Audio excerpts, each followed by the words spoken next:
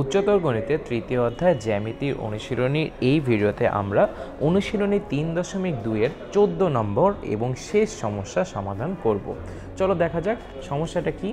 আচ্ছা, আমাদের সমস্যাটা বলেছে যে এবিসি ত্রিভুজের এসি এবং এবি বাহুর উপর যথাক্রমে বিই এবং সিএফ লম্ব। আচ্ছা, তাহলে দেখাতে হবে যে ত্রিভুজ এবিসি ইস্টু ত্রিভুজ এইএফ ইকুয়ালস টু, মানে এই দুটো ত্রিভুজের ক্ষেত্রফলের অনুপাত হচ্ছে এবি স্কোয়ার ইস্টু এই স্কোয়ার। এটা আমাদের দেখাতে হবে। তাহলে চলো প্রথমে ত্রিভুজের চিত্র এবং এই সমস্যার চিত্রগুলো অঙ্কন করে ফেলি। দেখো, আমাদের প্রথমে একটি এবিসি ত্রিভুজ দরকার। তাহলে আমি এই যে এবিসি ত্রিভুজ এখানে অঙ্কন করলাম, শেষ। এটা নামকরণ করি এ বি সি। আচ্ছা, এই ত্রিভুজের এসি বাহুর উপর লম্ব হচ্ছে বিই। তাহলে দেখো, আমি এই এসি বাহু থেকে এই এসি বাহুর উপর বিই এই যে লম্ব অঙ্কন করলাম এবং এবি বাহুর উপর সিএফ হচ্ছে লম্ব।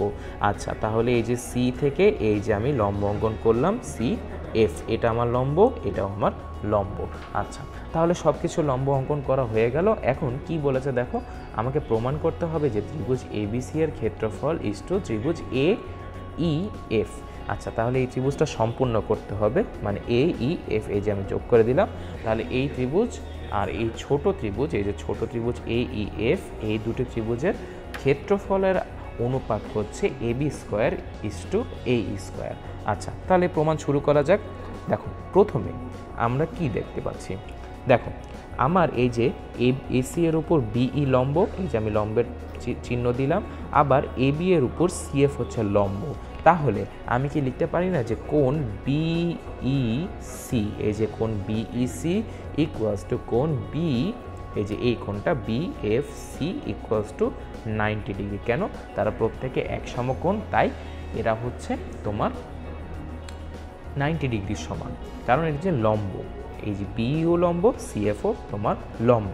তাহলে দেখো তো, আমি কি বলতে পারি যে বিসিইএফ এই বাহুগুলো, এই যে এই বিন্দুগুলো পরস্পর সমবৃত্ত। আচ্ছা, এটা সমবৃত্ত কেন?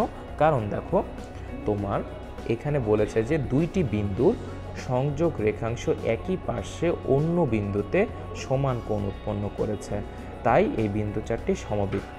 এই যে দেখো, মানে এখানে তোমার যদি এটা এই বিসিইএফটা যদি একটি চতুর্ভুজ হয়, এই চতুর্ভুজের দেখো দুটি কোণ তোমার হচ্ছে 90 ডিগ্রির পূরক কোণ, ঠিক আছে? তাহলে এখানে বলা যায় যে এটি একটি সমবৃত্তস্থ বা বৃত্তস্থ চতুর্ভুজ।